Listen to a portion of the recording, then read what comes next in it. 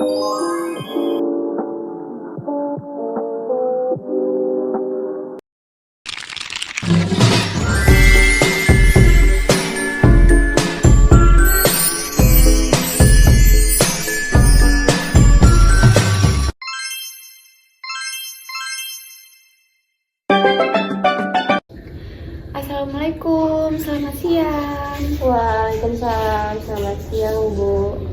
Siapa nama kamu kalau boleh tahu? Nama saya Dwi Ani Bu. Walah, perkenalkan nama saya Nala Nabila Sandi. Sebelumnya, Dwi Ani apa kabar? Alhamdulillah baik Bu. Bagaimana dengan kuliah kamu hari ini? Alhamdulillah kuliah hari ini lancar Bu. Dwi Ani kesini naik apa? Naik motor. Naik motor. Berdua dengan teman atau sendiri? Sendiri Bu. Sendiri, oke. Di sini ngekos apa gimana?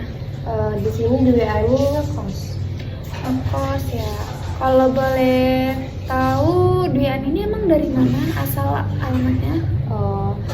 Aku dari Mesuji Bu. Dari Mesuji.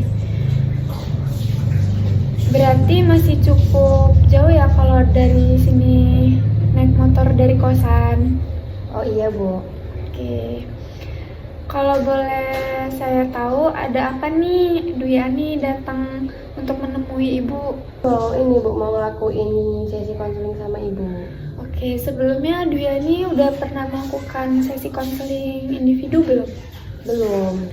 Di sini Ibu akan menjelaskan sedikit mengenai sesi konseling individu serta asas dan waktu yang ada. Iya Bu. Oke, jadi sesi konseling individu adalah proses bantuan yang diberikan kepada individu atau yang disebut konseli. Jadi Dwi Ani sebagai konselinya dan saya sebagai konselornya. Jadi konseli individu ini ada beberapa asas yang dipakai. Yang pertama itu ada asas kesukarelaan. Jadi di mana Dwi Ani datang ke sini itu tanpa adanya paksaan. Yang kedua itu ada asas keterbukaan, yang dimana Dwi Ani harus menceritakan permasalahannya tanpa adanya yang ditutup-tutupin. Dan yang ketiga itu ada asas kerahasiaan, yang dimana Dwi Ani tidak perlu khawatir masalah Dwi Ani akan Ibu bocorkan. Jadi bagaimana? Bisa dimengerti Dwi Ani? Bisa Bu. Oke. Jadi untuk sesi konseling kita pada hari ini kurang lebih waktunya 30-45 menit. Apakah cukup Dwi Ani? Cukup Bu. Oke, sekarang bisa Dwi Ani ceritakan apa yang menjadi keluh kesah dari permasalahan yang Dwi Ani rasakan saat ini.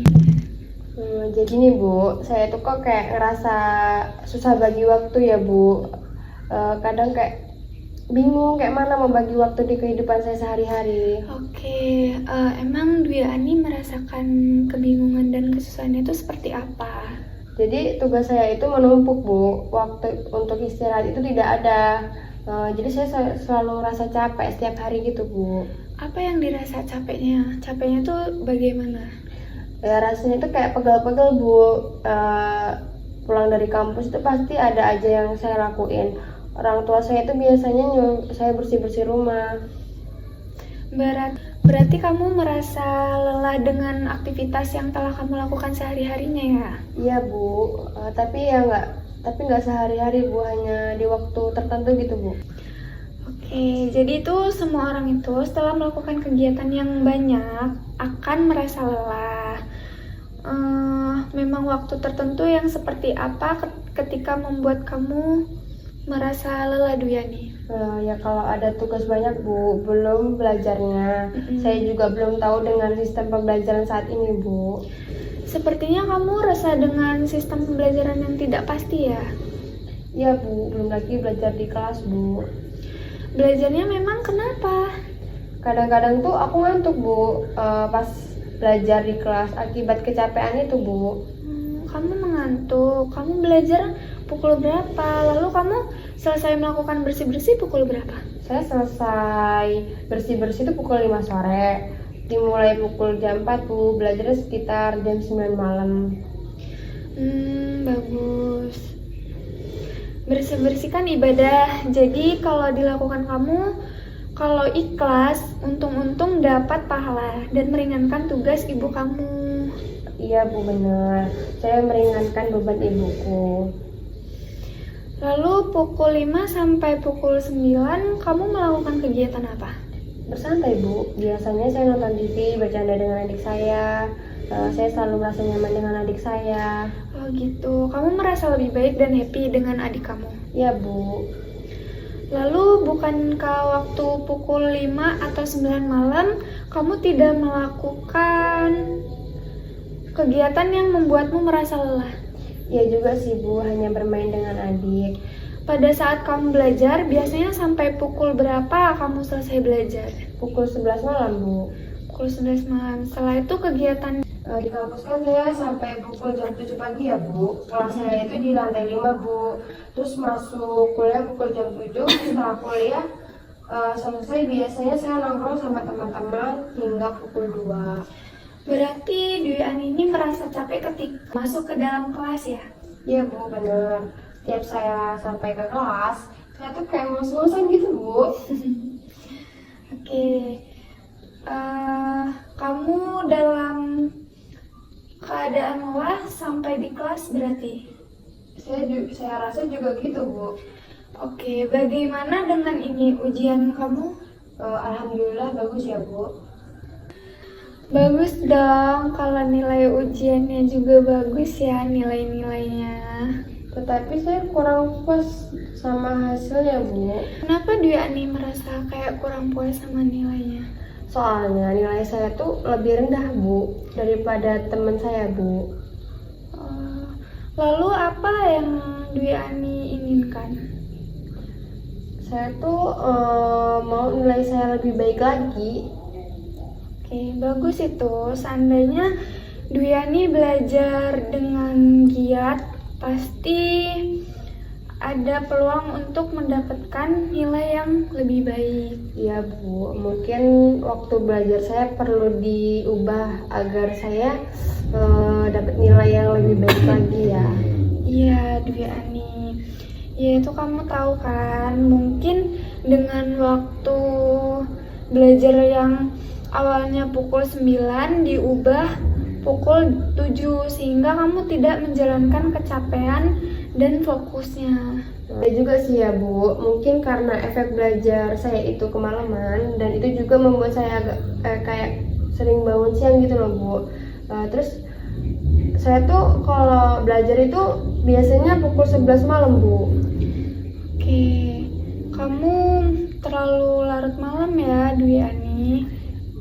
Berarti saya harus membagi waktu untuk tidur cukup agar saya dapat bangun lebih pagi ya Bu, agar saya tidak terlambat.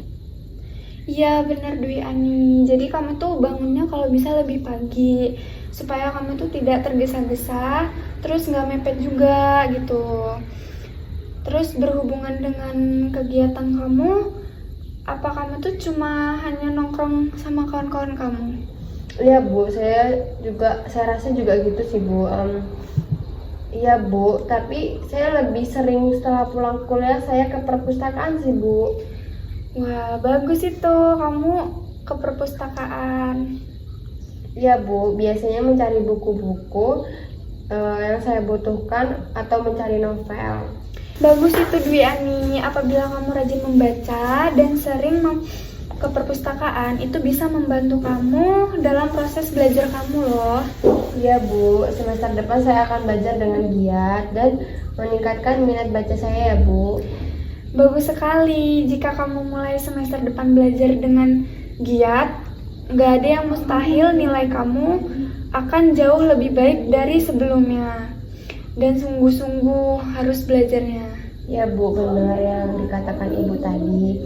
Memang sudah semestinya saya bersungguh-sungguh dan memperoleh nilai yang lebih baik daripada semester kemarin Bu. Itu sudah pernah saya alami ketika SMA. Baik, Ibu sangat senang sekali Dwi Ani mendengarnya. Dan Ibu akan jauh lebih senang kalau Dwi Ani benar-benar bersungguh-sungguh melaksanakannya, melakukan hal yang lebih positif dan menjauhi yang negatif. Iya Bu. Nah, berhubung waktu sudah habis, mari kita akhiri konseling ini. Tetapi sebelumnya kita simpulkan hasil pembicaraan kita dulu ya Dwi Ani. Iya Bu. Berdasarkan apa yang sudah Ibu dengar tadi ya Dwi Ani, di awal Dwi Ani mengatakan bahwa susah dalam mengatur waktu belajar dengan kegiatan sehari-hari akibat time management yang kurang efektif.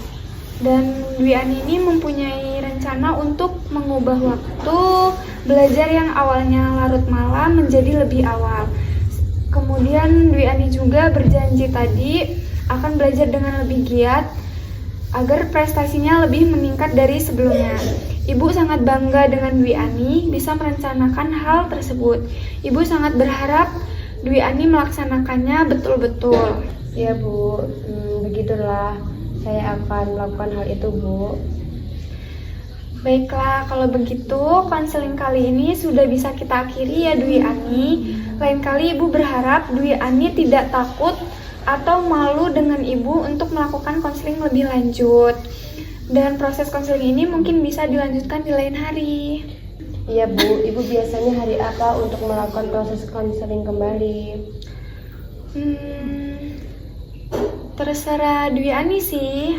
Gimana kalau pada hari Minggu depan Bu, proses konseling dilanjutkan pada jam yang sama?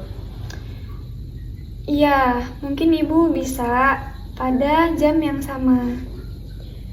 Baiklah Bu, kalau begitu saya permisi dulu ya Bu. Iya Dwi Ani.